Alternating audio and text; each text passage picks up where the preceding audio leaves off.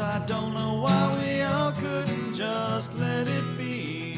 We're looking for answers I don't want to see. And why does it have to be me? Alright, hello everybody. Welcome to It's Talker, where we talk about the Phantom Menace and Star Wars, I guess. And here I have Star Wars The Phantom Menace baby, Scanner. Hello, it's me, Scanator Amidala. My pronouns are they, them. I couldn't think of a funny Star Wars one. We're doing a bonus episode, and we're doing it on a movie that came up in the comic, so you're not allowed to yell at us for this.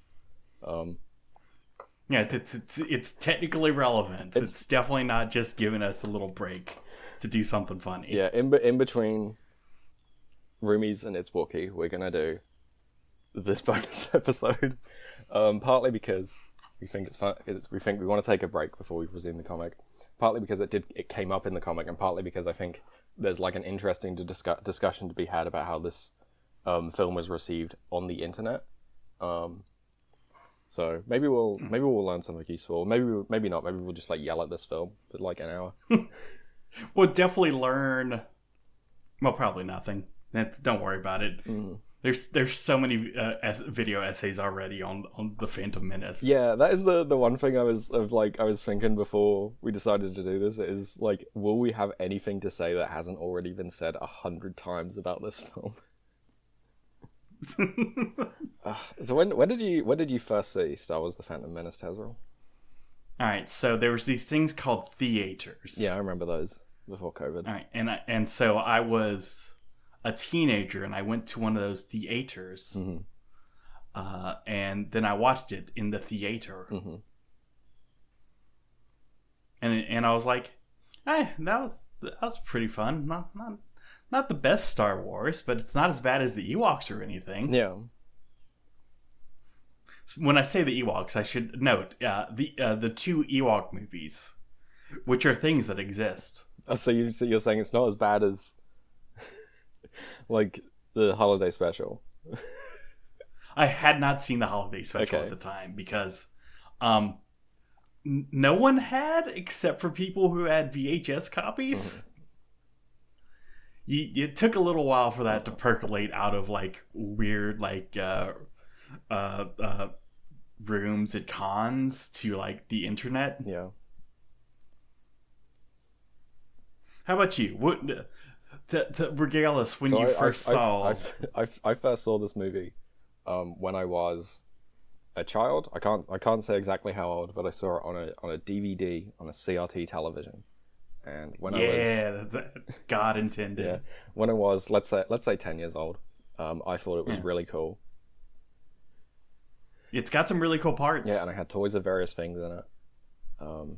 And there's so many Legos. And then I grew up, and I watched it again. And each time I watched it, I thought less positively of it. And then I saw what people on the internet had said about the movie, and I was like, "Damn, these people are right. This movie isn't very good." And I think prior to now, sorry. Yeah, and then people your age grew up and also said, "Actually, this movie's real good." Yeah, that did not happen to me. But and yeah, I had not seen this movie since I was still legally a child. I could not say exactly when, but I would definitely would have been like younger than 17. Yeah, and I haven't seen this movie since the aughts. So you know, when I was a legal adult. Yeah, shall we say the conditions we watched it in this viewing for the sake of fairness? Yes. We watched. All right, so go ahead. We watched this in a Discord call with about 8 people yelling over it the whole time. So not exactly fair, but I don't think this movie deserves fairness or really needed it. I think we're pretty familiar with the text. Yes. Look, we all know the text. We've all know what a Star Wars is. Mm-hmm. This is no one in this podcast is seeing this for the first time. We are not ruining someone's first experience.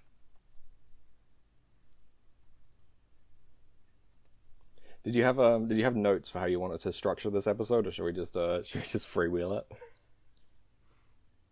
I think we're gonna freewheel it because this is us doing thing, but I am going to be pulling randomly from StarDestroyer.net. Exciting. So I assume this is like people's opinions at the time of how. Yes. Okay. Yeah. Specifically, someone who is really into the versus debate, which is what the kids nowadays would call power scaling. Mm-hmm.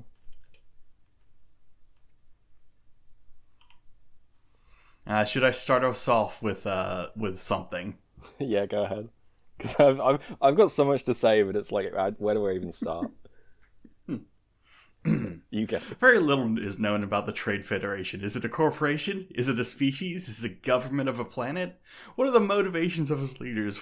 What are their grievances? They all seem to be Neorians. The Republic. They have a fleet of large armed ships, ships, 2 miles in diameter. diameter. They're But they're not true true Neorians. The Empire One cross in section control of These vessels are actually Trade Federation transport ships, which would explain how much trade franchise which is apparently critical large to their continuing cargo. It is made clear in the film that when their trade franchises From the Phantom Menace novelization novelization for some reason, which has something to do with the trade taxation federation has done star its systems in plane. The blockade has been open for all of the systems. outright. They insisted their blockade was loyal has was a powerful body. After From illegally invading Phantom the Menace novelization, page 28, signed a treaty as opposed to the negotiating agreed blood pressure for legitimizing finally on the edge of the galaxy, not particularly important in the so yeah, that's what nerds really have. Some military forces that are clearly insignificant compared to the military forces political of the pressure Republic government. Conclusion: the Trade Federation is the government, but we have no evidence whatsoever. At least one star system other than the Nemoidian home system, thus meriting separate representation in the Senate. The politics of this movie, and when I say that, I don't mean what it has to say. What I mean is like the literal politics that are depicted in the film are so baffling. None of it is explained, despite the fact there are many scenes in which characters sit around boringly explaining things. We are given just enough information that we're like that doesn't make sense. We need more. Yeah. Unlike with the original Star Wars, which was just like, here's the most vague outline. There is a Senate in the Empire, and it is being, and now there's not going to be a Senate anymore. Mm-hmm. Done. The politics in the original films, the original trilogy, are very vague and non-specific, but they don't have to be. They are in the background, and they are to set up the fact that there are good guys and there are bad guys. It's exactly enough. This film, I don't know if it would have benefited for some more elaboration on what's happening, but it certainly doesn't work without it. Yeah, there is too much politics in this which is supposed to be about people blowing stuff up with cool space lasers. Mm-hmm. It is no Legend of the Galactic Heroes. Yeah. And equally, there's not enough politics if this movie wants to have anything to say. I don't know if that's it also is. true. I think the next two are trying more, but they don't. They continue to not really fully elaborate on what's happening, in a way that is just confuses it. It's hard to fully grasp what these films are about, other than they're very sort of vaguely anti-imperialist. Yeah, the problem is Lucas has never been a lore guy. He has never particularly cared deeply about lore, mm-hmm. and to have politics, you need lore. Yeah, it's hard to tell what Lucas is because he's not a lore guy. He's not a good writer. He's not a good director. He's not good at many things, so it's hard to tell what exactly the secret ingredient he's bringing is. I mean, he's good at visual effects. That is his bread and butter. Yeah. It's why ILM exists, and he's a good producer. Mm-hmm. Unfortunately, when he is also everything else at the same time, you get all his weaknesses along with his strengths. Yeah.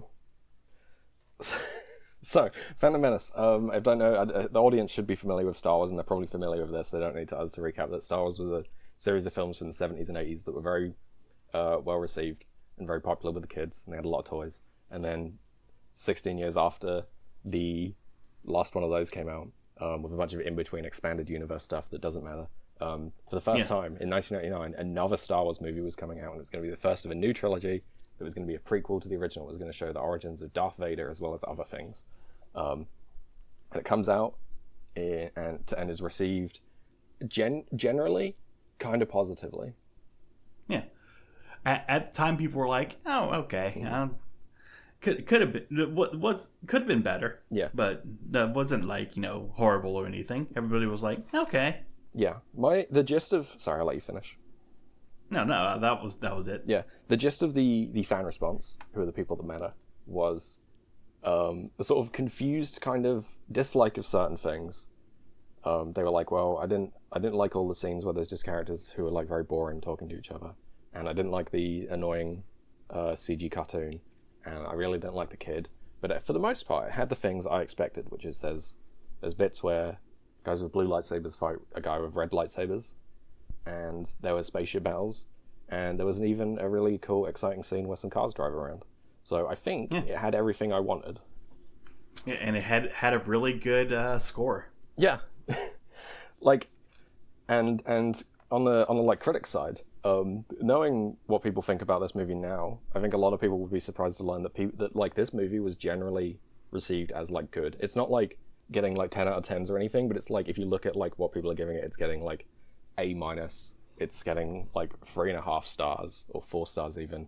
It's generally received as like pretty good, or at the very least pretty good for what it is, which is like blockbuster fare.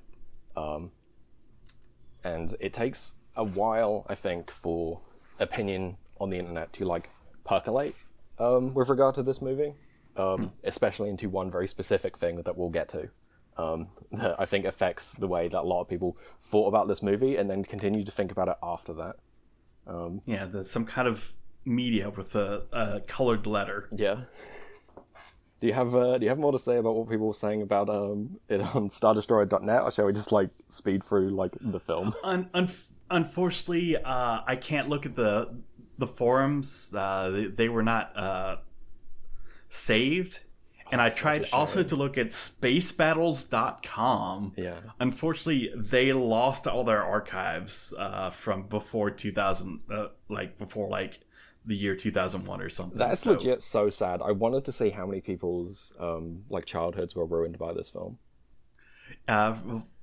It was mainly turbo nerds at first that were like, real angry about these films, but those were the forums for turbo nerds. So yeah, what were the kind of things that they were annoyed about? Because like you were there also, so you would have, if you can remember, what things people were mad about. Was it mainly the two things, the annoying characters? Yes, it's mainly the two things. Yeah. Well, yeah, and no, this is too much for kids. Mm-hmm. Which it is, and that doesn't make it good in any way. Because like kids are entertained by like fucking anything. So the fact that this movie is like for kids and bad doesn't like absolve it of anything. It's just kids can enjoy good stuff, but the adults trying to entertain kids usually don't give them the good stuff. Yeah, and equally something can be for adults and for kids at the same time, and nothing in this really feels like it's for adults. Which is what Star Wars and also most of the Republic serials were kind of doing, which is the thing Star Wars was stealing from originally. Yeah. Yeah, let me tell you about the Radar Man from the Moon. I don't know what that is. Tell me about it. Okay, that's a Republic serial. It is about, I think, 12-part, 15-minute shorts played to roll before the actual movie. Yeah. That were heavily serialized, hence the serials, and were about going to the moon, fighting people dressed up in funny outfits, and also gangsters. Mm-hmm. A lot more gangsters than you would think with this premise. Yeah. And also the main guy can fly. He's a rocketeer, you might say. Yeah, I'm looking at him. He's very Rocketeer-like. Yeah, it is one of the things that Rocketeer was stealing from. Mm-hmm. For the kids, Rocketeer was a movie that you should watch right now. Yeah, maybe someday there'll be a movie that stop comes listening out to this. that's like that's influenced by the Rocketeer. Maybe it's been long enough now that that's the like thing we're aping. Yeah, and I think The Rocketeer was also produced by George Lucas. It might have been. It makes sense. It feels like his sort of stuff, but also it might not be. People would just like come to George Lucas and be like, "Hey, this is inspired by a thing from the 1940s," and he would just like rubber stamp that without even looking at it.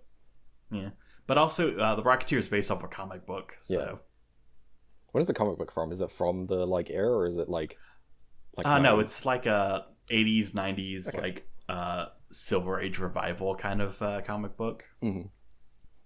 Do you have any notes on the movie itself before we continue to talk about like how it was received after the fact? Because I have a lot of notes about this fucking film from us yelling at it. My notes. I wish that the actor for Jar Jar had been treated better. Yeah, it's crazy to me that like anyone was like mean to the actor as if he did anything wrong.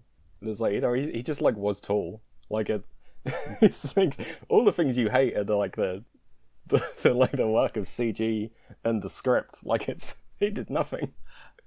I mean, he did also like is one of the people who decided that Jar Jar should have a patois. Okay, you know what? Actually, yeah, maybe because you know he also like could speak with patois because he was from the Caribbean. Yeah. Okay. A baffling decision then to make the like sort of like stupid like tribal alien character like Caribbean.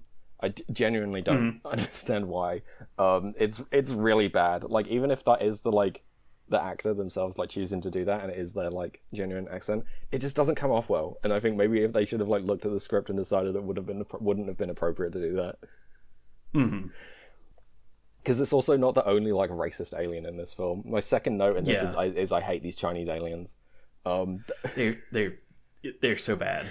It's awful. It's like between Jar Jar, the Chinese aliens, and Watto, like this movie is like unsalvageable. I think like those three things alone are like so awful, just like on their face that like it ruins everything else, even if everything else wasn't also terrible. Yeah. It doesn't matter how much that actually the Chinese aliens are the Republican Party. Yeah, they're still also stereotypes that you're pulling from the other serials of the time, which are like, hey, maybe don't do that. Mm. Maybe think about what you're pulling from. Yeah, because like even if it wasn't intentional, it's how it comes across, and the idea that like no one noticed is crazy. Like the fact that like Watto, like according to whoever I forget, was like based on like Fagin from Oliver Twist, rather than just being like a Jewish like stereotype. And it's like, well, did you look up what Fagin's based on? Yeah. Let's take this one single step further back. Yeah. Did you maybe look at how you designed the character and what he sounds like, and think, maybe there's another connection the audience is going to make here rather than fucking Oliver Twist. I should say my first note also for this film is why are these Jedi dressed like they're from Tatooine? We had to bring it back. Yeah. People are, again, nothing new, but one of the things that people have like criticized these movies for is like taking a lot of things that are the way they are in the original trilogy for a specific reason and just taking them like as fact. So like the fact that like Obi-Wan wears robes that like brown and stuff because he's on a planet where everyone wears that because it's a desert planet, and just being like, yep, that's the Jedi uniform. The fact that at one point like Yoda says he doesn't want to train Luke because Luke's too old, and clearly that's like making excuses, is just like kept in this as like, yeah, we can't train Anakin because he's too old. This 10-year-old.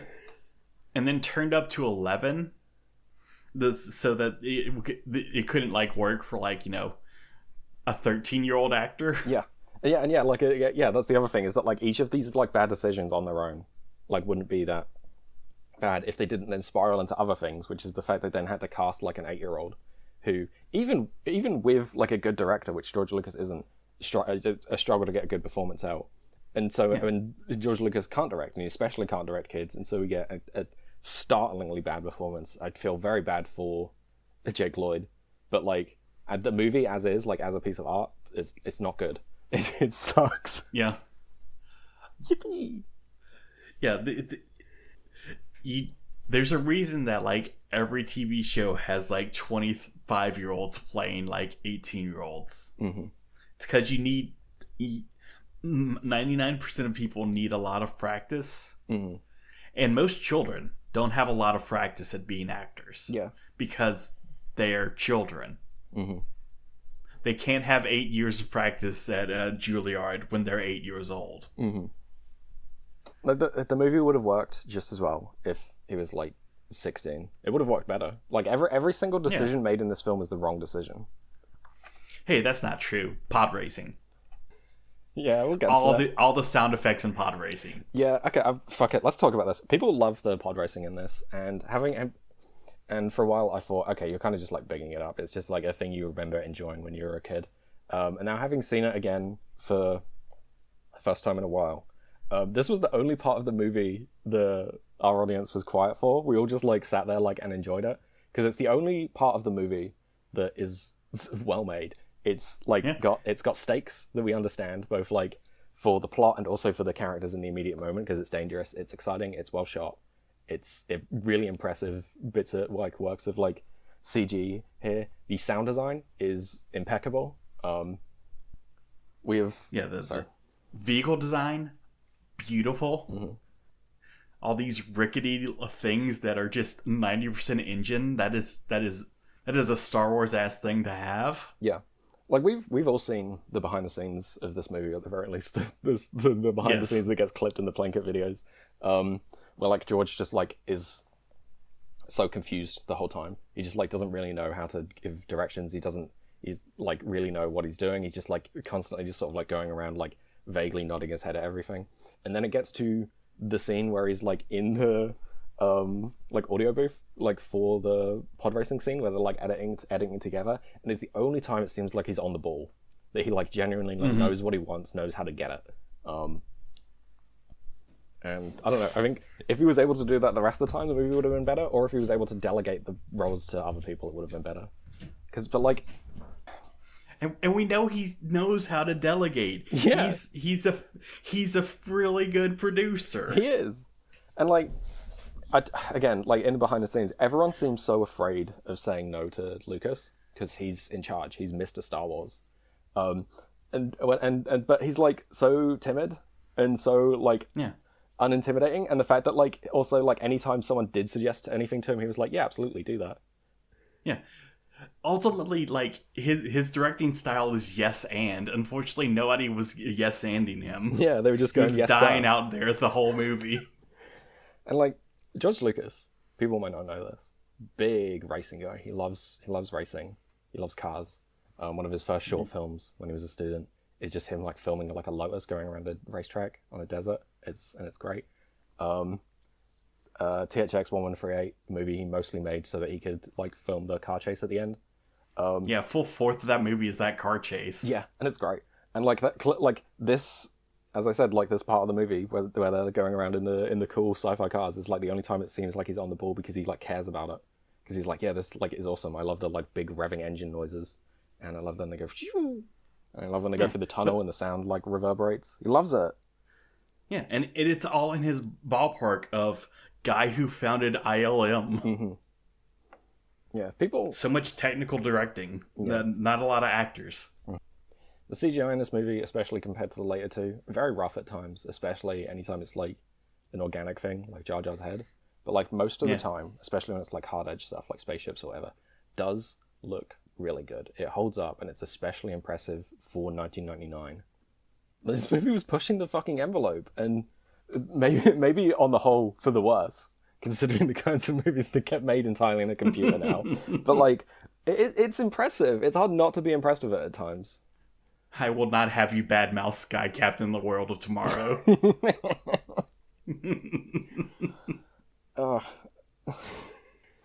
But yeah, he has strengths. Mm-hmm. He's not playing to them.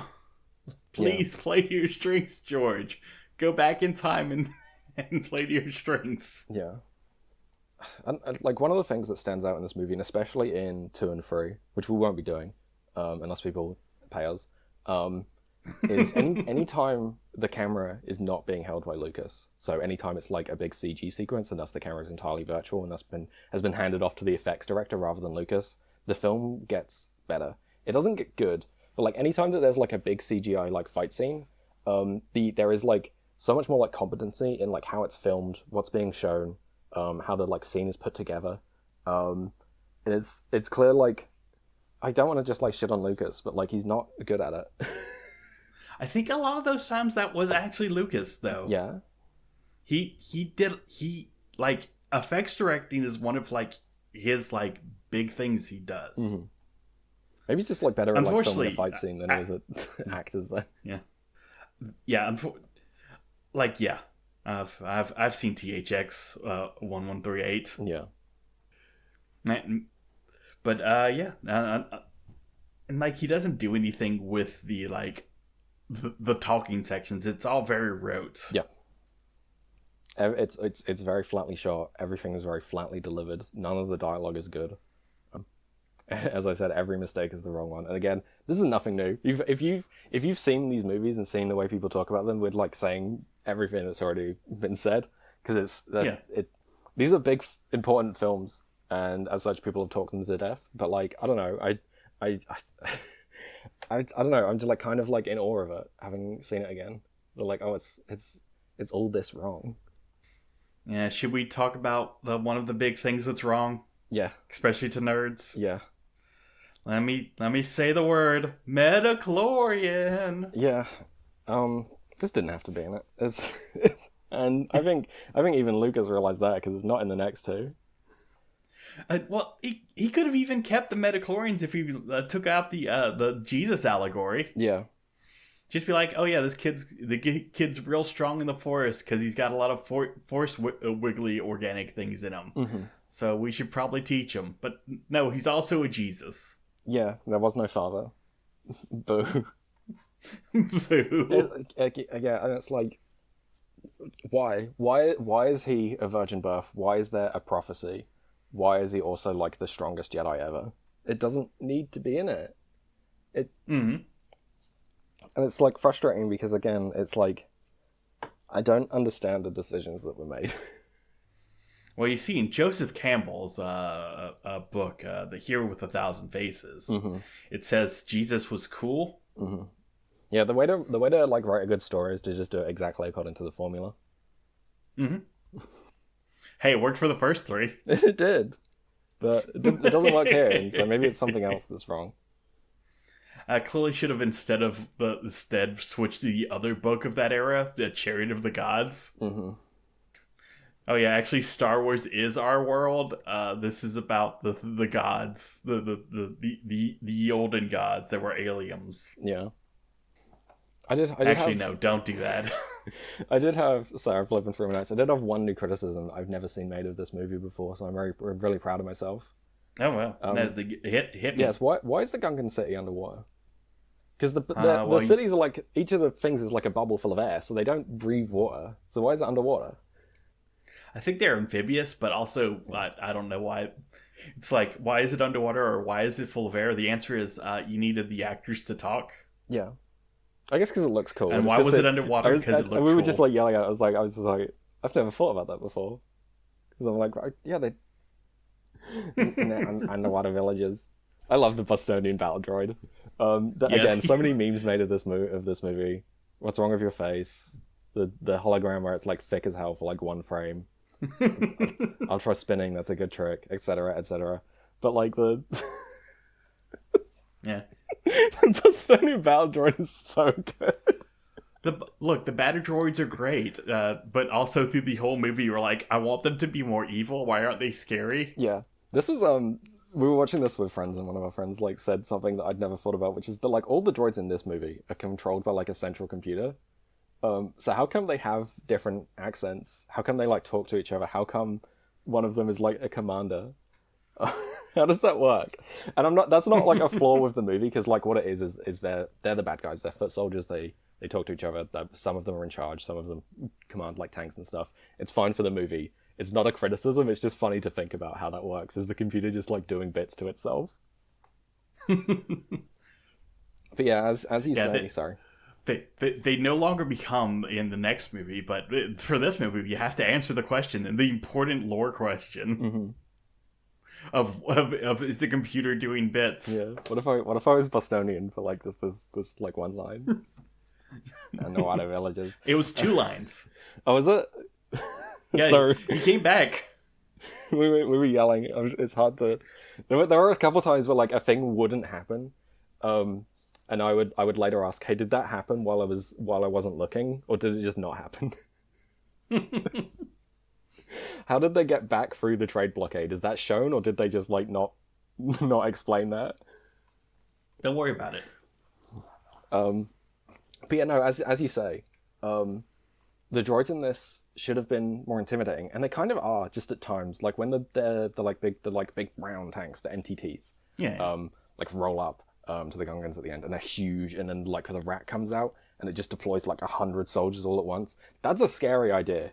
Like an armored vehicle that just delivers a platoon, and then they just are like easily destroyed by like the silly cartoon rabbits. It just like it doesn't quite hit the tones at once. It's so tonally all over the place because it's trying to be for kids, and it can't, and it doesn't manage to do that. Yeah, and I'm not sure how much it wanted to be like scary or not. Yeah, it's inscrutable. Yeah, because like maybe the people who designed the battle droids thought they were scary because they're based on like various like sort of African sculptures, and also a sculpture called the Rock Drill by Jacob Epstein, which is like based on like experiences in like World War One. Because it's like meant to have like a sort of helmet and like a gas mask, and it's on like this enormous like rock drill that kind of looks like a machine gun, and it's like scary.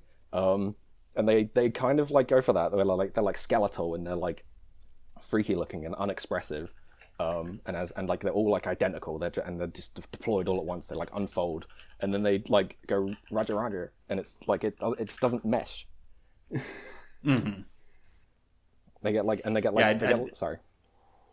Yeah, I do have like David Chang's like Robota book, which is like, what if I took some of my things and tried to tell some of my concept art and tried to like smooth this into like a setting and a story. Unfortunately, it has Orson Scott Card doing like the story part. Oh no! So it's like I'm sorry, it does not work as a Dinotopia like. But hey, the designs looked cool mostly.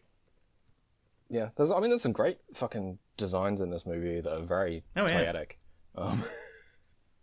I can see why they managed to make so many toys out of this out of this film, except for the one. Thank you, Taco Bell and Lego. Yeah, the Lego MTT is so cool because it does stuff. It like rolls around, and it like. You like twist it and like the thing comes out, and then you press the thing down and they all like deploy. It's great. It's I love the Vulture droid designs. I love that they're like a spaceship that like just like walks around. They should have talked to each other instead of they just like kind of like chitter. They make like scary noises. Yeah. I don't think one ever talks until like halfway through the Clone Beat show. Yeah.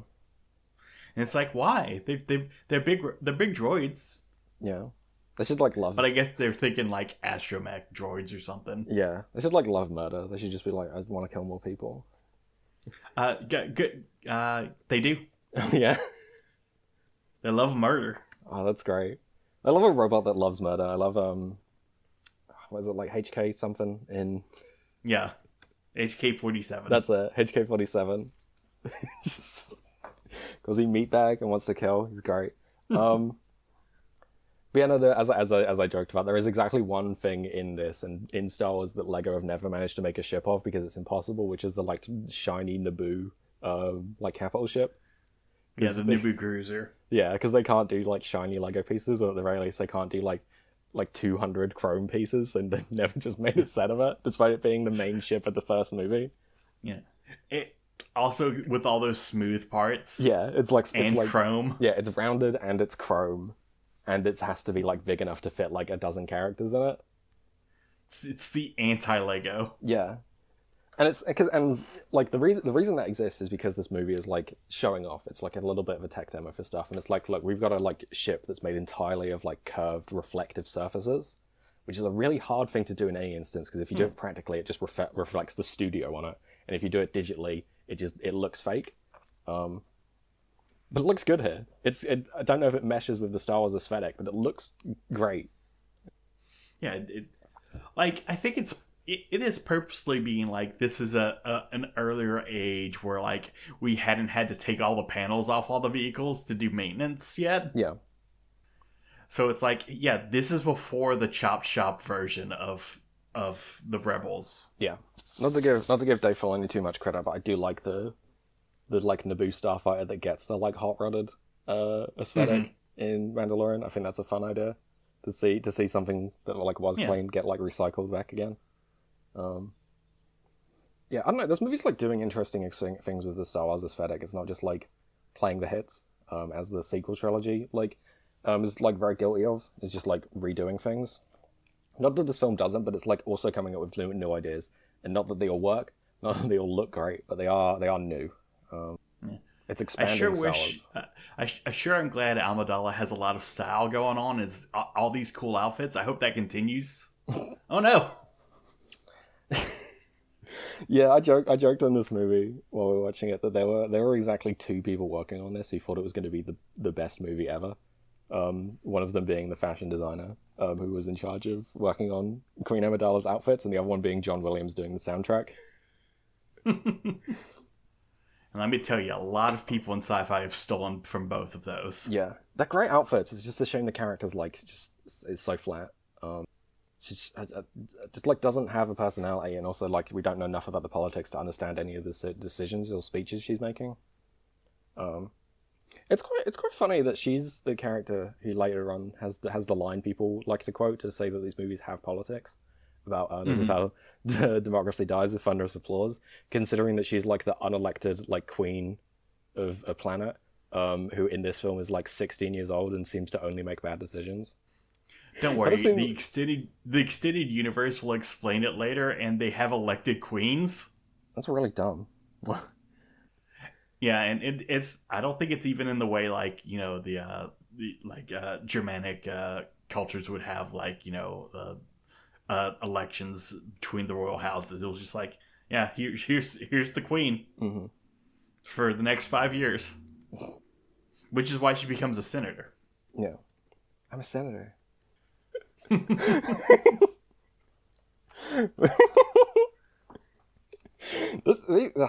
are, I mean, they are fun to laugh at because they're not good. And every 5 minutes there's like a new bad line. I will say that has made me think that actually Legally Blonde, but for Star Wars, would actually go hard. That's true. It would have room to have all the politics. It's so easy. This happened while we were watching it, of like to just like invent robot chicken bits about this film. Like Star Wars, like especially just like so easily generates the idea of like, what if this was silly? So what if it was Legally Blonde but they were like Star Wars? Yeah. And then the EU comes around and is like, actually, we're going to take this silly idea deadly serious. Yeah. Let me tell you how scary, super scary the Ewoks are. Mm-hmm. Like, I mean, yeah, they did try and eat people, but like, they're also little guys. Mm-hmm. The point in the film is they're little guys who are freedom fighters against the imperial power. Yeah.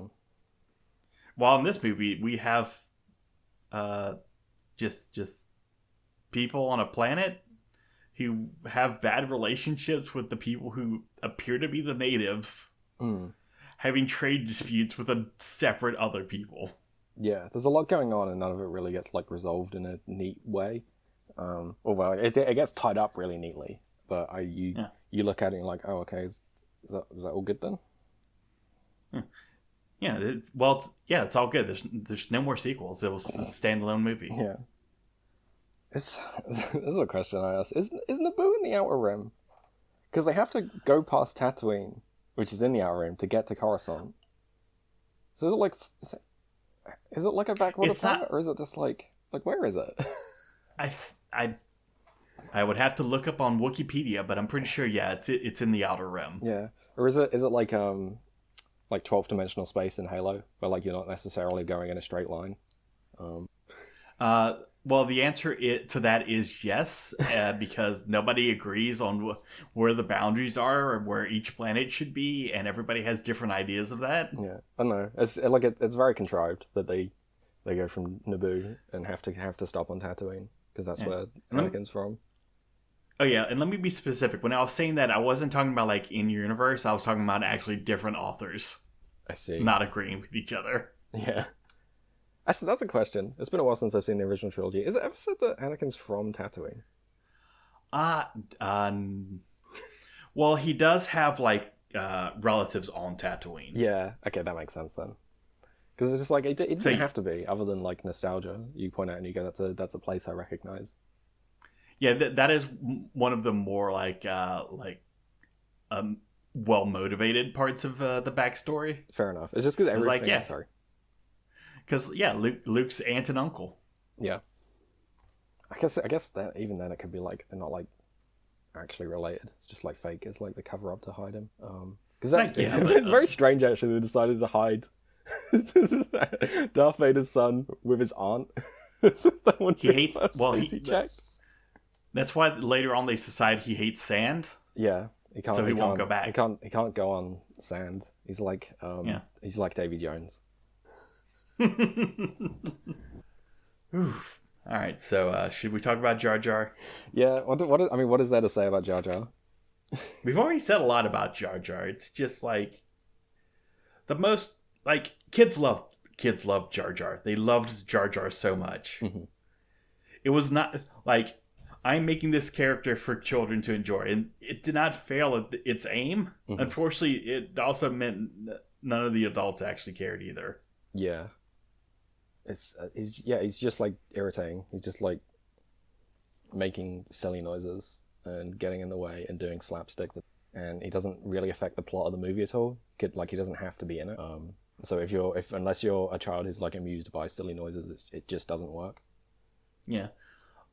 The idea to combine the Chewbacca and the C-3PO together into one character was a bad idea. Yeah. Also, C-3PO's here. Yeah, again, like a contrivances thing. It's just like fuck it, like everyone's here. Anakin built C-3PO. That's why C-3PO's in the original trilogy. Just because he made him, and he just gets like shunted around until eventually he gets on the 10th of 4. R2-D2's like there's room for like R2-D2 Yeah. Yeah, there's room for like R2-D2 to have been like known shit but there's C-3PO was just like there was nothing going on behind those eyes. Yeah, he very easily could have just been the protocol droid that was on Leia's ship. Because it's not like he does anything in this movie that necessitates his inclusion. Yeah, and you can, if you want a protocol droid, you can just have a different protocol droid. Yeah. Which they do at the start. They have a silver one. Yeah. Yep, they got a silver one. Because they're everywhere. They're standard to have. They speak 14 million different languages or whatever it is. Yeah. Yeah, they're just like a droid, just like all the other droids. Mm-hmm. Should we talk about the things that nerds don't bring up? Like, how much slavery there is in here? Yeah, that's the big thing, is the slavery in this. I mean, what do you have to say? Like, having slavery in a setting is one thing, but like, there is no interrogation of this. There is no one, like, the idea that like this is wrong. No, the Jedi are like, whatever. Yeah. There's again, it's so frustrating. It's so frustrating. So Qui-Gon and Obi-Wan, who are Jedi and ostensibly the good guys, show up to a planet where there's slavery and just kind of don't care. It kind of gets told to us that it's bad because it'd be evil if they just said, yeah, it's fine. But like, they don't do anything about it. It doesn't really seem to affect them that much. And also, slavery isn't really even shown as that bad in the film. Yeah, like, you don't have Obi-Wan telling Qui-Gon, no, we got to get the mother, and then having it explained why he can't. Mm-hmm. Like, there's no point where somebody's like, pushing back ever. Yeah. Because it's all just this part of the culture when in Rome. Yeah. Yeah, it's like if people haven't seen it, the extended side quest of this movie is they need to get a hyperdrive thing so they can get to Coruscant so they can resolve the stuff on Naboo. So they have to get a hyperdrive, and the only place that sells one that's compatible with the ship they have is from a guy called Watto, who's a really offensive Jewish stereotype, and he owns 2 slaves, or possibly more, but we only see 2. At minimum 2. Yeah, and rather than doing the moral thing, which is killing him, freeing the slaves, and just stealing the hyperdrive, or the sensible thing, which is not killing him, stealing the hyperdrive and just leaving, they like play along with it. They like accept like the rules of this planet they're on. And again, if it was like, okay, the Jedi have to be completely neutral, they can't like interfere at all, that's bad. It doesn't reflect well on the Jedi at all. And maybe if the film like had a real criticism to make, which people insist it does, I would accept that. But as came up when we were watching it, he does at one point interfere. He uses the Force to alter the effects of like a dice to get what he wants. And so at that point, it's like, okay, you are allowed to interfere to some extent to get what you want. So what is the ethical limit? And the ethical limit is when it doesn't help the Jedi. Yeah. Because at that point, why not just steal Annie and his mum and the hyperdrive and run off? Why doesn't he do that? And the only reason the film, you can like infer from the film, is that he doesn't think that slavery is that bad. Well, luckily, the Darth Maul kills him, so justice served. Yeah. And again, if the film had like a criticism of the Jedi as like an institution, that they aren't like able to like solve problems that are very material and awful, like slavery, then that would be worthwhile. But it doesn't have enough reason. It doesn't give you enough reasons to why the Jedi are bad. They're just kind of bad because they like accidentally stumble into falling apart and letting the Sith take over. Mostly because they're like stupid rather than anything else. Mm-hmm. And Star Wars has had a long fucking problem with how it feels about slavery, starting with like droids, because in the original films, the droids are like sapient, but they're also property, and that's fine as it's presented because it's just doing like the 50s sci-fi thing of they're like robots who can talk and have personalities, but also they are just like robots. They're like computers that do. But then as more and more of the universe has been filled out, and as more and more of them have like been given characters, it just feels weird that there is just like a robotic slave race. With as in more and more like in universe things to like keep them enslaved. Like, oh yeah, we memory wiped them. We got the restraining bolt. It's like, wait a second. Mm-hmm. Hold on. Let me continue this logic a little further. Yeah. And that's like the difficult thing of like Star Wars, which is a property that's like created by thousands of people, is the fact that people point out this thing and go, hey, that's fucked up. But you can't just be like, okay, flatly, there's going to be a droid rebellion and they're all going to be freed, and from now on you're never going to be able to have a droid character owned by someone. You can't do that. So you can point out that it's fucked up, but it can only just then remain fucked up forever. If they just never pointed it out, it wouldn't be an issue. What if they pointed out have a droid rebellion, but it's played for laughs? Yeah, I assume you're referring to Solo? Yes. Yeah, that's so fucked up they did that.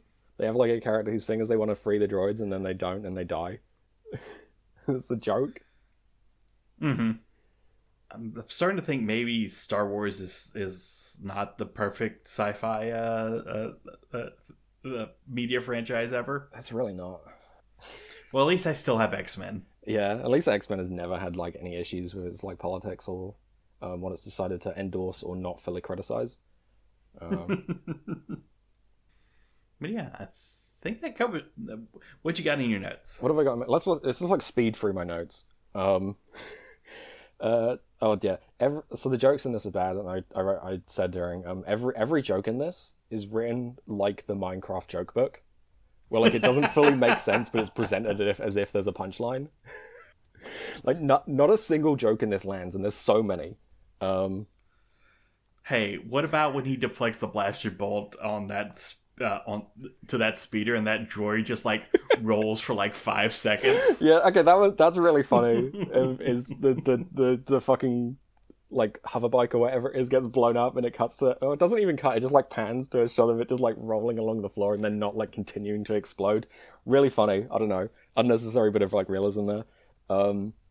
Conclave stairs, if you've seen the movie Conclave, there's a bit in that where they're on the same set of stairs that like a bit in Naboo is. That's funny to me. I'm sorry, but due to the linear nature of time, those are Naboo stairs in Conclave. Yeah. Vader building C-3PO, the setting feels really small. Yep.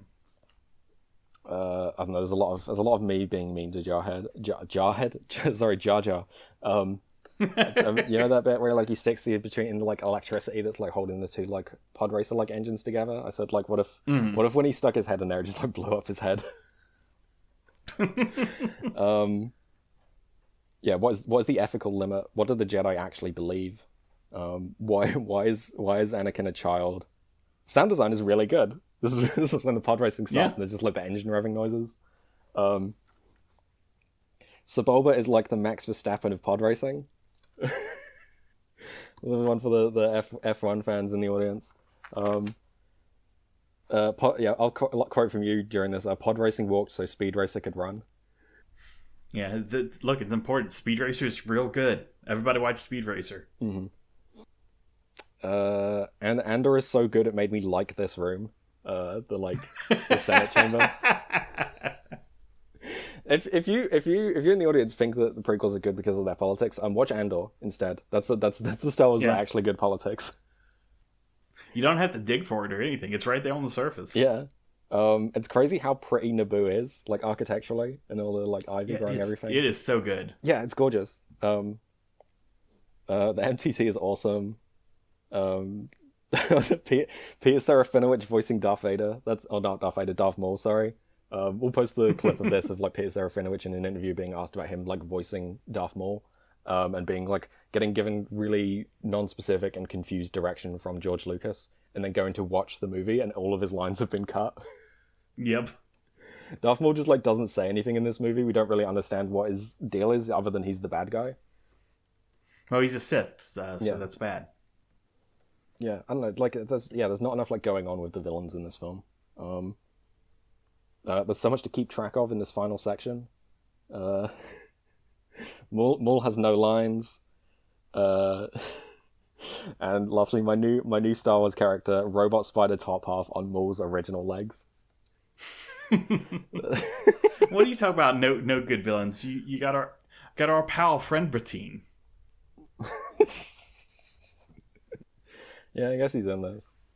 Yeah, he does mug the camera. He's the Phantom Menace. He's the one secretly orchestrating it all behind the scenes. Palpatine's behind it all. Spoiler, I'm sorry. Yeah. Speaking of Palpatine behind it all, do you want to talk about the Plinkett reviews? Because they are, I think, they like overshadow like all criticism of this film. Do you want to introduce them or should I? Nah, go ahead. Okay. So a media like review site called Red Letter Media. And in the early 2000s, mid 2000s, I want to say, I think it was like pre-YouTube, the first one of these come out. I think Blip TV or whatever. Yeah. Mike Saclasa of Red Letter Media, in character as a guy called Mr. Plinkett, put up reviews for The Phantom Menace, and then later on Attack of the Clones and Revenge of the Sith. Mm-hmm. And those reviews were lauded at the time for being very thorough, and for actually addressing issues with the film beyond the fact that Jar Jar's annoying.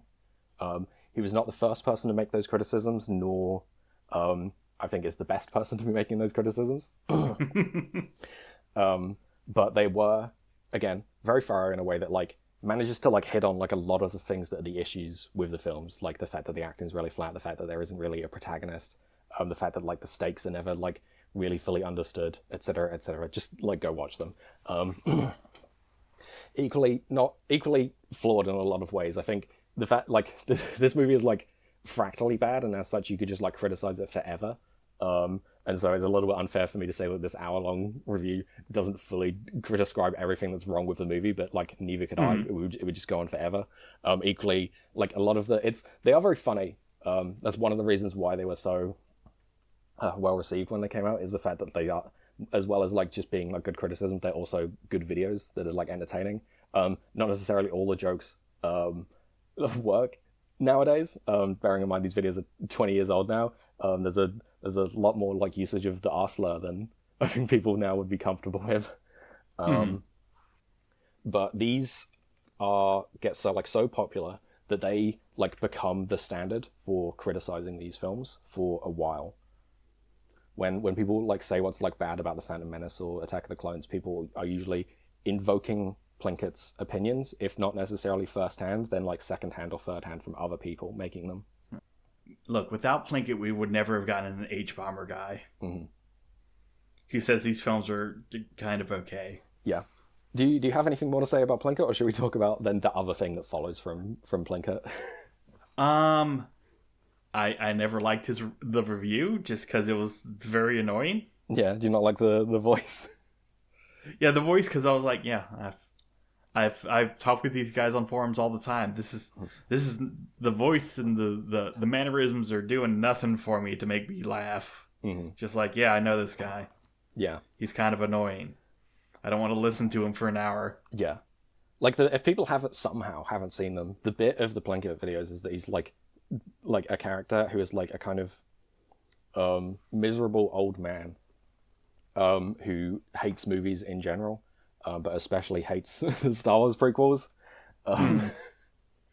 and so is like doing this like sort of like mumbly monotone, is swearing a lot, and is also kind of like doing the character of like nerd who was mad at Star Wars, because as I said, not necessarily all the criticisms in those videos are like original. A lot of them are just like from the forums, and also the fact that like the Plinkett like videos get like so popular, they like go on to inform a lot of the way people criticize everything online without fully understanding that Plinkett was like a character, and also the movies he was criticizing were bad enough that they deserved this ire. Like Plinkett is where we get CinemaSins from. It's where we get Mauler from, etc., etc. Yeah, yeah. The Plinkett was specifically trying to punch up, and nobody else did that anymore. The fact that those videos are so long is because there's so much to say about those movies. Not every review of a film needs to be an hour or 14 hours long. Yeah. As we are into hour 1 of the recording. Yeah. But yeah, I don't know. They're like, yeah, they are like significant, and I think are more like, people don't really, as I talked about at the start, the way that this film was originally received, they are like the Plinkett like reviews like overshadow all of the original like criticism this film received, that it was like kind of mediocre but like entertaining enough to it's like completely like flawed all the way through, and it kind of is, but like it's you would be forgiven for thinking that these movies were never liked by anyone, at least until I want to say 2015 is when the reappraisal happened. Do you have anything to say about the reappraisal? Sure is a lot of children who grew up on the Clone Wars cartoon. Yep. And they're like, yeah, I'm taking the knowledge of this stuff, which is told to me to be as canon as the films, into the films. And it's like, that, I mean, you can do that, but like, that's not how the films were at the time. They were not thought of like this. This is all stuff that's added after the fact, which is, hey, stuff gets added, but like the films as a unit are still kind of messes. The politics are still like mostly like, this is a lot of like Nixon, gotcha. Yeah. If people are somehow offline enough that they aren't familiar with this, the prequels went through a bit of like a reappraisal. When exactly it started is hard to say, but it's definitely after peak Plinkett in terms of opinions of like the negativity of people going, actually, I think these movies are, as you say, it's a lot of people who saw them when they were kids and enjoyed them, or people who were kids when they watched the cartoons and stuff, or the like 3D animated series that attempt to expand on what's going on in these, and aren't necessarily all bad. A lot of them, I've not seen most of them, but a lot of them are decent. and as such kind of like overwrite a lot of the like thoughts on the original films. And then of course like people overcorrect and they say that these movies are the greatest ever, or that they have really intelligent things to say about politics. And they're not even necessarily wrong in that, like, I don't want to be someone who goes like, actually you're wrong to have enjoyed a movie. I don't want to like take people's fun away. That isn't something I want to do. And equally, like Lucas clearly didn't like George Bush. He clearly did try and make a movie about how a fascist dictator would utilize a war in order to take as much control as possible. And that is what happens in those movies, but the fact that it happens doesn't necessarily make them an intelligent depiction of that or a very thorough depiction of that. And the fact that even if it were, it doesn't forgive every other mistake in the movie, like the fact that it's really boring or not especially well written or really racist at times. Yeah. You can have good politics and just be kind of boring. Yeah. Even it's like a really leftist bad film is still bad, even if we agree with it. What's the like Stuart Lee bit about like the comedy of like, was it funny? No, but I agreed the fuck out of it. Yeah, that's the. And yeah, hey, yeah, I think we all agree on this podcast. George Bush kind of not good. Yeah, he did suck. Yeah, but turns out you can make a movie about that, and it's still just kind of like a C+ at most. Mm-hmm. I expect to be roasted and killed for both saying too many good things about the movie and saying too many bad things about the movie at the same time. Yeah, if you're really mad at us, write in, I guess. Tell us why you like these films, or tell us why we're wrong for not thinking they like ruined our childhoods. This movie is really bad. Is it the worst movie ever made? No, far from it. There's like artistry here. It's not like competently put together, but I can't help but admire some of the work that like the artists involved like did in this. Especially it with, like, sure the is a modeling. Valerian alike. It is a Valerian like. And so little happens in this. It's crazy. Like no one really does that much. It's just a lot of going from place to place, and then an action scene happens, which is like what a Valerian is like. It's a sci-fi movie where a lot happens, but nothing happens. They gotta go to a place to get the thing. Yeah, he's the chosen one. Yep. Yeah, I gotta go to Tatooine to because the hyperdrive got hurt. Then go to Coruscant and then go back. Mm-hmm. And like a lot of movies, you can simplify down that, but usually they have other things going on. Unfortunately, this movie doesn't. Yeah. And even if it did, it's not enough to distract it from all the other issues. Yeah. And you don't have to have a lot going on if you have a lot of like really good character acting and character directing. Yeah. Fortunately, this movie doesn't have that either. Yeah. As has been talked about, people really fucking were mean to the actors in this film as if they the ones that deserve it. Like Liam Neeson and Ewan McGregor and other people have like been in good things. It's like the fact that Jake Lloyd's performance is like really bad isn't Jake Lloyd's fault. Yeah, Ewan McGregor was so tired of these movies that he got on a motorcycle and just drove around the world. Yeah, this is something that's been talked about before, about how Ewan McGregor, it seems by the third one of these, by Revenge of the Sith, was just kind of done with it and was just treating it like a joke. I think that's like why a lot of the more quotable lines from that movie about like hello there and another happy landing. That's why the movies got better. Yeah, it's like him like doing a bit. And it doesn't make those movies better, but it does make them funnier. Hence why they are like mimetic. I think that's also partly where the like prequel reappraisal comes from, is people laughing at these movies and it then becoming like a genuine appreciation for it. Like all of the lines that aren't jokes become jokes, and then they become funny. I'll try spinning. That's a good trick. Hello there. I will make it legal. I'm always saying that. Yeah. Not just the men, but the women and the children. Just the idea of younglings. Yeah, you killed younglings. I bet all the like non-binary Tusken Raiders were like so relieved. Didn't kill them. A lot of people in Star Wars kind of do have like non-binary names. It's true. I mean, look, that just goes with having a cool helmet. Yeah, a lot of people in Star Wars called like Sock Arson. I mean, look. If you see somebody called Wedge, you're like, yeah, they're probably non-binary. Yeah. It's over, Anakin. I have the high ground.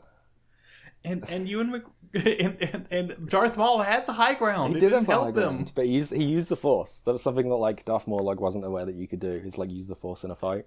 True. Nobody before had used the Force. Yeah, no one had like used the Force to like turn the enemy's like lightsaber off, or their own lightsaber off even. Why didn't he do that earlier when he was like behind the like red laser grid? He just like grab like Qui-Gon's lightsaber and just like pull it through Darth Maul. I guess those are like Force proof. Well, it didn't do the cutaway, so he could think of it. So he couldn't think of it. Okay, you gotta think like a movie. Sorry.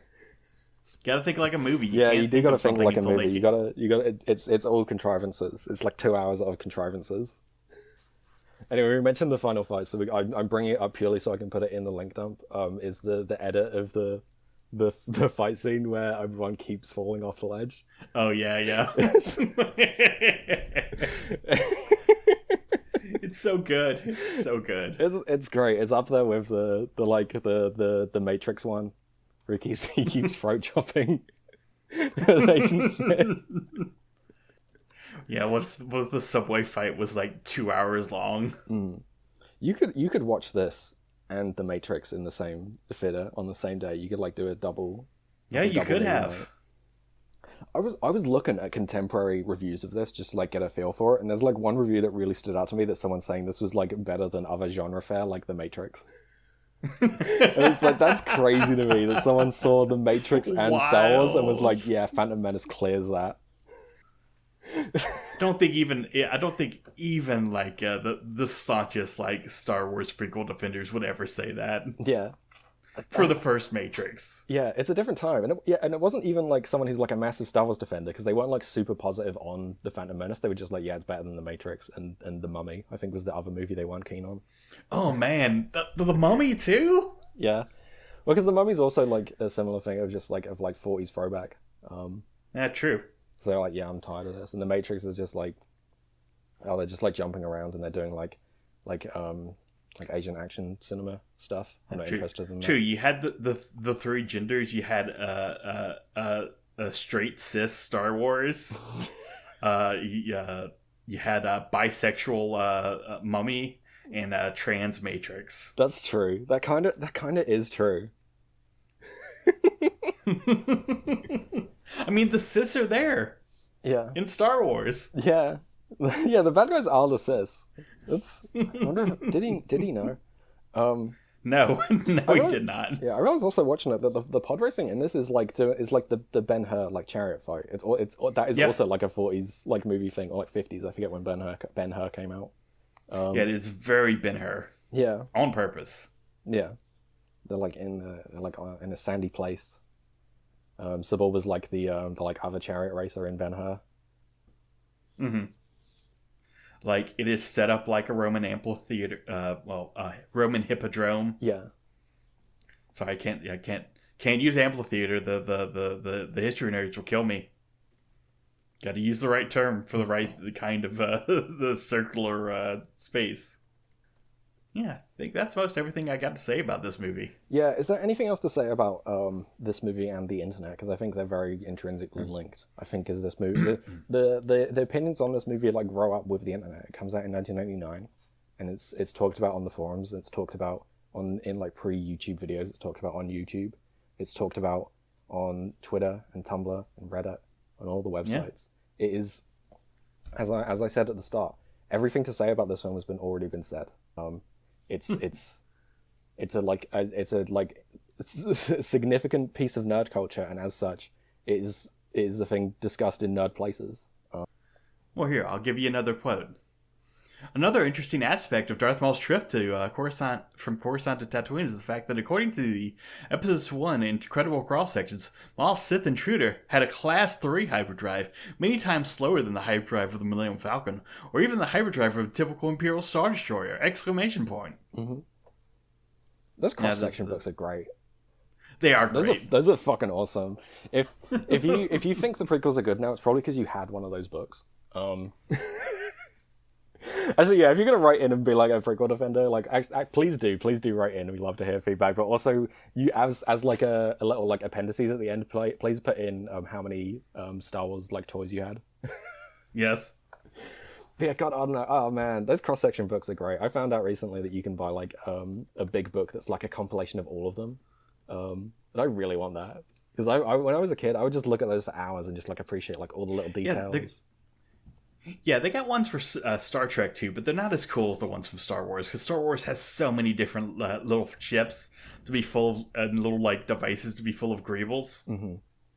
Yeah, I mean it's the franchise that invented greebles, or at the very least Lucas invented the term for it. People don't know what we're talking about. A greeble is a thing on a like a hard edge design, like a spaceship or whatever, that like doesn't necessarily do anything, but is just like a bit of detail to like catch the eye, or to like break up negative space, or to like give a sense of scale. If you've seen like a Star Destroyer, you know how it's like those big like triangular shapes, and then there's like the rim on the edge of it. All the little stuff in there, those are greebles, and they were named that way by George Lucas. On the and traditionally they were just like, you know, like random bits you had left over from other model kits. Yeah. Like, or just sprue from the model. Yeah, like the Borg cube. Yeah. And you just layer that all in there to give a lot of like high contrast visual interest. Yeah, the Borg cube from Star Trek, if people don't know, is made up of leftover sprues from making other ships. They just had like hundreds of those lying around, and they were just like, what if we just like stacked them up into a big square? And lo and behold, we get. And it was great. Yeah, it's great. The Borg cube's a fucking great design, because it's exactly the kind of thing that they would make. It would be like completely without a sense of aesthetics or like structure. It's just like continuously built outwards. It's great. Yeah, way better than the Borg sphere too. Yeah. Is there anything more to say before? Because I think I've got one last thing. Speaking of Star Trek. Yeah. What's better, Star Wars or Star Trek? Let's settle it here for once and for all. Babylon 5. Yeah. And Farscape. Okay. I'm gonna say then. Damn, I should have had like an additional like 2 sci-fi franchises to say. All right, let me be British for you. Blake 7. Oh yeah, Blake 7 and Red Dwarf. There we go. Yeah. Which Red Dwarf somehow got more episodes this decade. Oh, God, it did. Yeah, they're still making that. They need to stop. I don't know if it might be really good, but I don't want to watch it in case it's not. Yeah. You don't need to. Yeah. I haven't seen it either, but you don't need to. Yeah. Anything that's bringing back stuff for old people, you know, like people my age, you don't need to watch. We have bad taste. Don't watch any revival aimed at us. Yeah. Just make new things. Don't make any more Star Wars. Don't make another sequel trilogy. Make new things. Unless it's Andor. Then if you're making that's like really good. You can make that. That's the one thing you're allowed to make. You can only make 3D animated cartoons for children. Yeah. It's definitely that's where you do your best work. Mm-hmm. God, is that you being Disney? I guess. Yeah. Hey, Disney, points. Stop. Yep, just stop. Do you think Attack of the Clones and Revenge of the Sith are going to come up in It's Walking? I don't think so. Probably not. Yeah, a lot more plot's going to start. Yeah. I don't. Yeah, I can't wait for next week. Yeah, look for. Join us next week where we resume the fucking comic that this is supposedly about. We might do more bonus episodes in the future. If you've got something to suggest, write us in. Yeah, since it's our read through of It's Walkie will get to like Short Pact or like Joyce and Walkie in like 14 years. We'll see you then for the next bonus episode. Yeah, we'll do Mandalorian and Grogu for that. I'm locking it in. I'm committed. If we don't do that, then you can send us a bomb in the mail.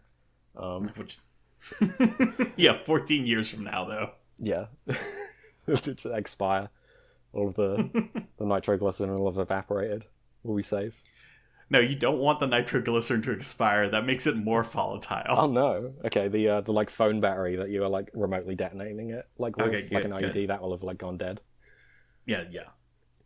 Do we have anything we want to recommend before we fully sign off? I'm gonna recommend Andor. Yeah, damn, you beat me to it. Beat you. Ha! I'm gonna... God, what am I gonna recommend? I'm gonna recommend Star Wars Incredible Cross Sections.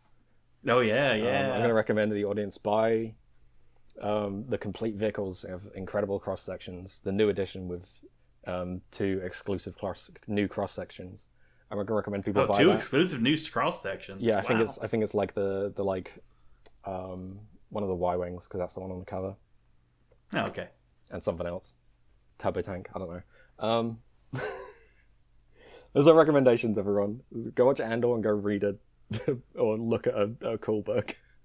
Yeah, go look at the book full of pretty pictures and go feel emotions. Yeah, don't watch this movie.